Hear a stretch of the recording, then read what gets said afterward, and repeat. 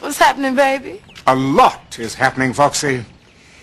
Now, I wasn't able to get an exact location, but I did learn that Dr. Evil has moved to a new lair outside of Tokyo, Japan. The head of the International Atomic Energy Agency has set his sights on Fukushima. He says inspectors will visit the crippled nuclear plant to investigate a leak of radioactive water. IAEA Chief Yukiya Amano was speaking at a board meeting in Vienna. One day some twisted son of a bitch is bound to teach you a thing or two about living in this cold, godforsaken world. The leak of contaminated water at Fukushima Daiichi is a matter of high priority that needs to be addressed urgently. The agency's experts visited in April to check up on the plant's decommissioning. Amano said they recommended effective measures for the long-term management of liquid waste. Japanese leaders have committed $470 million to the toxic water leak. They plan to isolate the plant from groundwater with a wall of frozen soil underground. The ice wall, the whole thing it's all right out of the playbook. It's a scam, and it's not going to work. The announcement by the Japanese government of a basic policy for addressing this issue is an important step forward. Japan's UN ambassador Toshiro Ozawa spoke to the IAEA board. He said Japan will keep them updated and cooperate fully.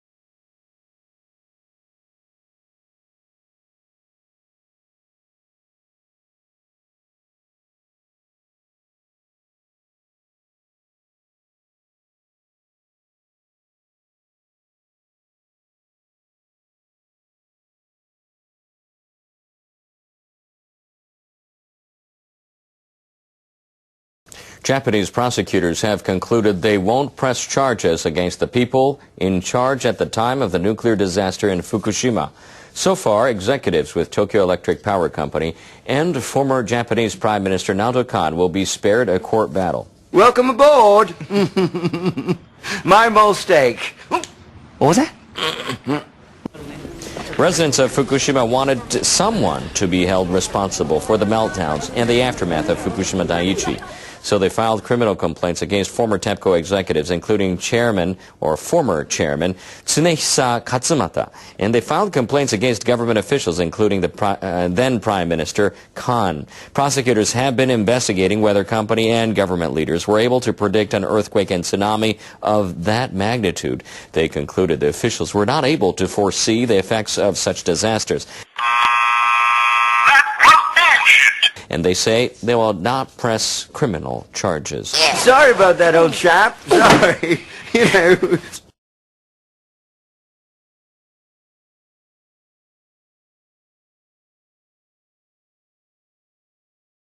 Bloody mole! We're not supposed to talk about the bloody mole, but there's a bloody mole winking me in the face!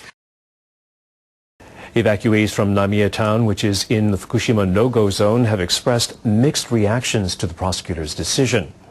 They've been forced to live outside the town due to high levels of radiation. I cannot understand why no one has been indicted for what happened in Fukushima or why prosecutors should be in a position to decide culpability.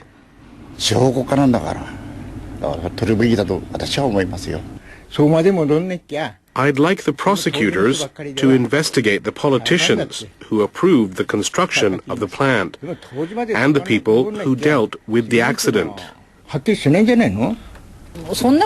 Authorities should focus on helping evacuees rather than finding out who is responsible for the accident.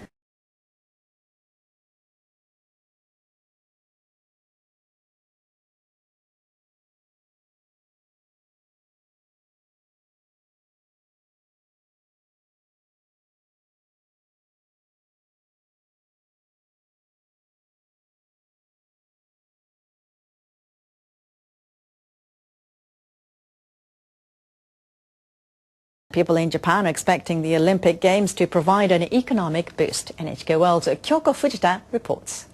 The market in Tokyo started the week with strong gains following Japan's win.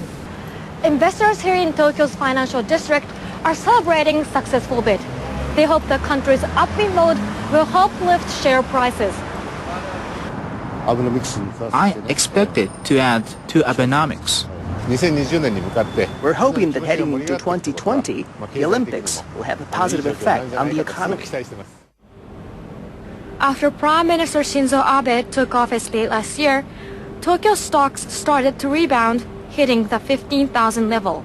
But share prices dropped in May over concerns of a possible wind-down of U.S. monetary easing. Stocks have since been sluggish and traded in relatively low volumes. Investors believe the Olympics will help. I predict share prices will pick up, as the successful Olympic bid will attract foreign investors. That will help boost the already recovering earnings of Japanese businesses.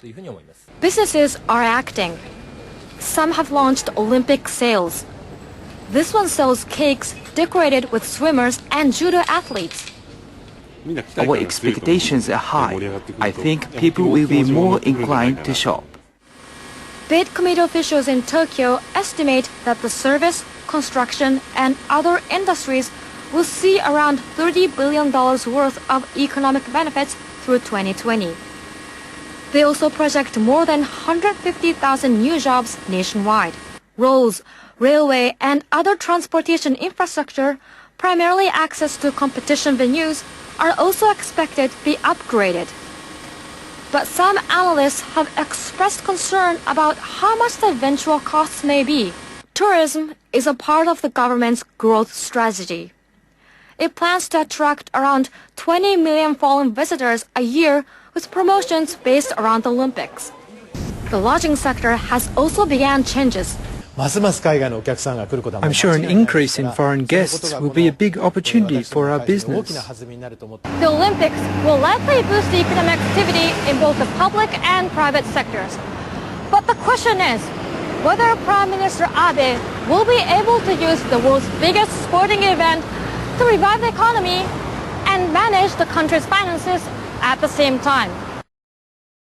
And Prime Minister Abe will finally make that long-awaited decision on Japan's consumption tax hike on October 1st. And this is according to Economic Revitalization Minister Akira Amari. But Amari does caution that Abe must be careful to avoid damaging the economy. If Prime Minister Abe decides to raise the tax rate, an economy-boosting package will have to be announced at the same time. Amari also said the scale and content of the package will determine whether the country can climb out of its deflationary spiral.